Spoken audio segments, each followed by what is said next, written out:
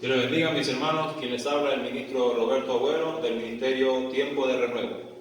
En esta ocasión vamos a ver el tema número 6, que es la Santa Cena.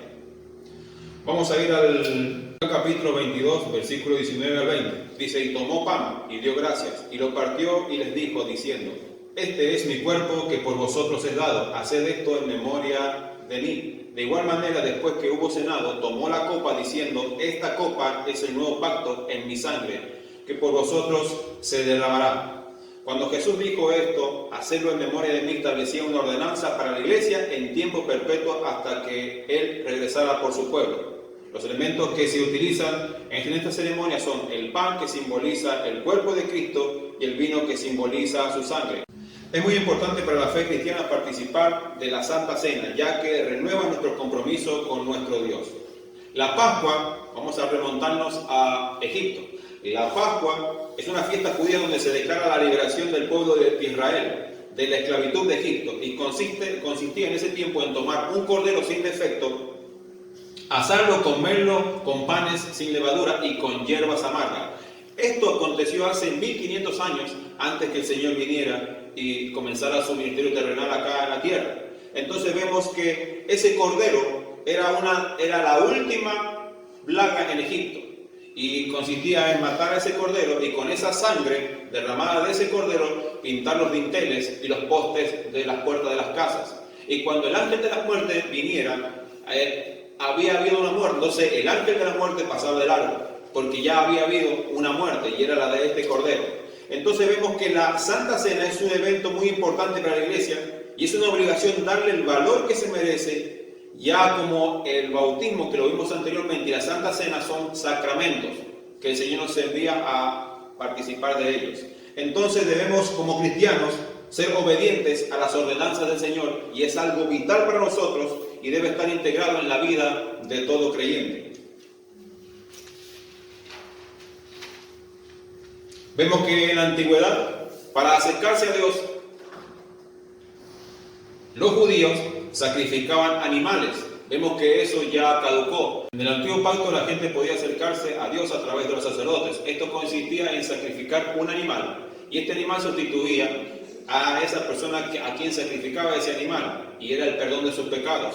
Ahora fíjese usted que en la antigüedad el sacerdote ofrecía un animal por sus pecados, y el que había pecado ofrecía un animal por sus pecados. Y estos animales, la sangre de estos animales, dice la Escritura que cubría el pecado de aquel que había pecado, que se acercaba de esa forma. Mira lo que dice 1 de Juan, capítulo 4, verso 14. Y nosotros hemos visto y testificado que el Padre ha enviado al Hijo, a el Salvador del mundo. Y Hebreos 7:22, de modo que Jesús es garantía de una alianza mejor que la primera. Esto quiere decir que Jesús garantiza un mejor pacto que el antiguo, y que el antiguo era una sombra de lo que había de venir. Era una sombra. Mira lo que dice Hebreos 9, 14 al 15. Cuanto más la sangre de Cristo, el cual mediante el Espíritu Eterno se ofreció a sí mismo sin mancha a Dios, limpiará vuestras conciencias de obras muertas para que sirváis al Dios vivo. Así que por eso es mediador de un nuevo pacto, para que, interviniendo muerte para la remisión de las transgresiones que había bajo el primer pacto, los llamados recibirán la promesa de la herencia eterna. Ve que Cristo, la sangre de Cristo derramada en la cruz del Calvario, quita el pecado, pero en la antigüedad la sangre de estos animales cubría el pecado. Vemos que en Hebreos dice que a los llamados, estos recibieron una promesa de herencia eterna. En el nuevo pacto significa que podemos ir directamente a Dios a través de Cristo, y que el perdón de los pecados en este pacto es por medio de la fe en Cristo. Ya no debemos sacrificar animales, sino que el perdón de nuestros pecados es por la fe en Cristo. La sangre de Cristo derramada en la cruz del Calvario quita nuestros pecados. Entonces el Padre nos ve como justos, y eso es la doctrina de la justificación. No porque haya un mérito en nosotros, sino porque el Padre nos reemplazó a nosotros por Cristo en la cruz del Calvario. Lo que nosotros merecíamos a causa de nuestro pecado, lo recibió Cristo. Mire lo que dice el Evangelio de Juan 1:29. Lo que vio Juan el Bautista, dice: al siguiente día vio Juan a Jesús que venía a él y dijo: he aquí el Cordero de Dios que quita el pecado del mundo. Vemos una palabra tremenda acá que dice que quita el pecado. Nuestros pecados han sido quitados. Ya comprendido la importancia que tiene este hermoso acto para la iglesia, debemos saber que la palabra nos advierte que debemos realizarlo de la manera correcta. Hay un sello llamado a la conciencia y a la moral de cada creyente para que participe de la cena del Señor de una manera adecuada. Miren lo que dice Juan, capítulo 13, versos 30 y 31. Cuando él pues hubo tomado el bocado, luego salió y era ya de noche. Entonces cuando hubo salido, dijo Jesús: ahora es glorificado el Hijo del Hombre y Dios es glorificado en él. Dios no permitió que Judas Iscariote participara de este evento. ¿Por qué? Porque le dio el pan que mojó y se lo dio. Y lo que tengas que hacer, hazlo pronto, le dijo el Señor a Judas. Entonces Judas no participó de la cena del Señor.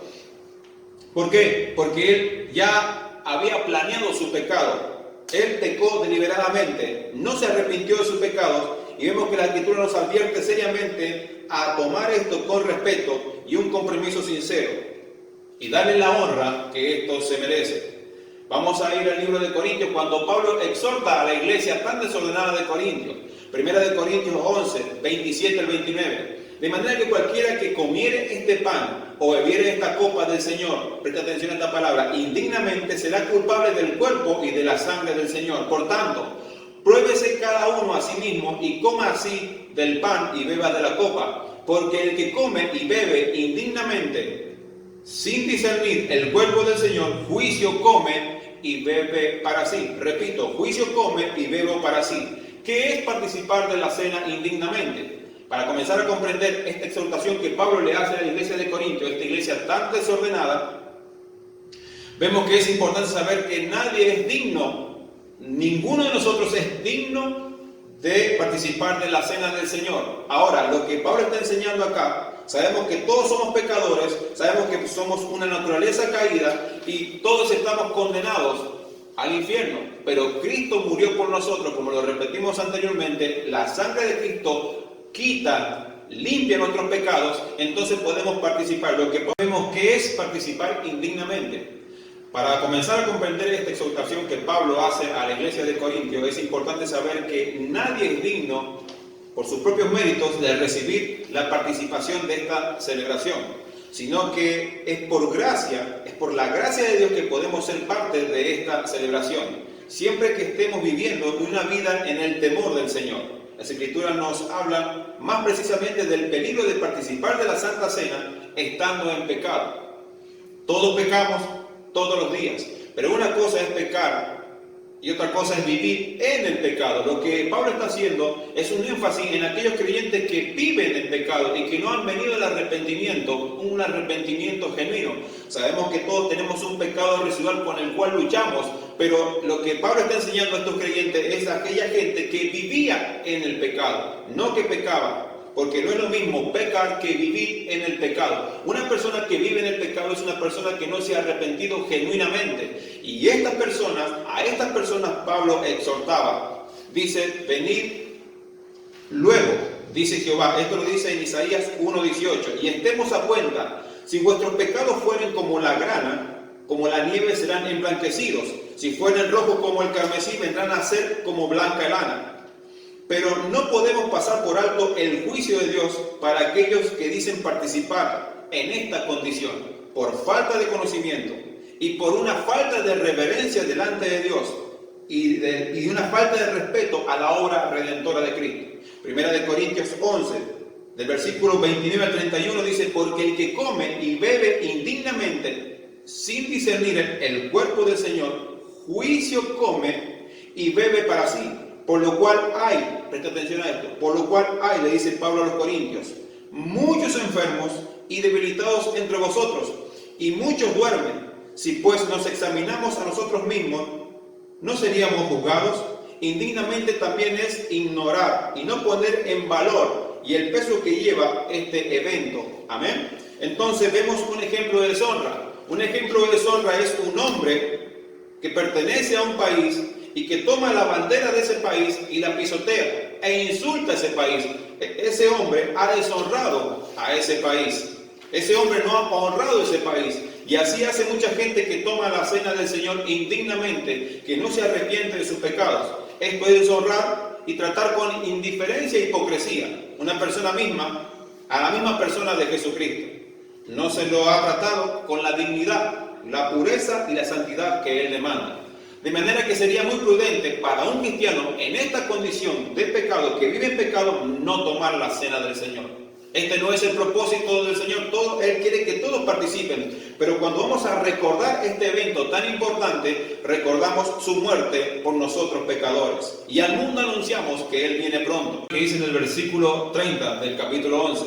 Dice que los que habían participado de esta manera, de una manera inadecuada, se habían enfermado y algunos habían muerto. ¡Qué tremendo! ¡Qué importante es darle la importancia que este evento demanda! Dice el Señor, haced esto en memoria de mí. El versículo 31 dice, mejor no participen estando en una mala condición y no les pasará nada. Esto quiere decir que no vendrá juicio sobre él. Entonces vemos el verdadero propósito de la cena del Señor. ¿Cuál es el verdadero propósito de la cena del Señor? Primera de Corintios 11:26. Así pues, todas las veces que comieres este pan y bebieres esta copa, la muerte del Señor anunciáis hasta que Él venga. De manera que al realizar esta conmemoración, la iglesia anuncia al mundo el sacrificio de Cristo en la cruz del Calvario, la obra más sublime y perfecta y el regalo más grande de Dios para la humanidad perdida. Y no a través de una ejecución rápida y misericordiosa, sino a través de una muerte atroz y sangrienta, despiadada y cruel, hasta la humillación, y que nuestro Señor Jesucristo soportó y se entregó por amor. Entonces, ¿cómo participar de una manera inadecuada y deshonrosa a algo tan sublime? Debemos vivir una vida que dé frutos de arrepentimiento, una vida entregada a la obra de Cristo, una vida con el temor debido a sus mandamientos, y así honrar a Dios y participar de la cena del Señor de la manera correcta. Entonces, para terminar, vemos que Pablo enseña a los corintios que debemos participar de este evento tan sublime de la manera adecuada. Esto nos debe llevar al arrepentimiento, a un arrepentimiento genuino para poder participar de la cena del Señor. Bueno, mis hermanos, este ha sido el tema número 6, la Santa Cena del Señor. Esperemos que les sirva de mucha edificación y Dios les bendiga mucho.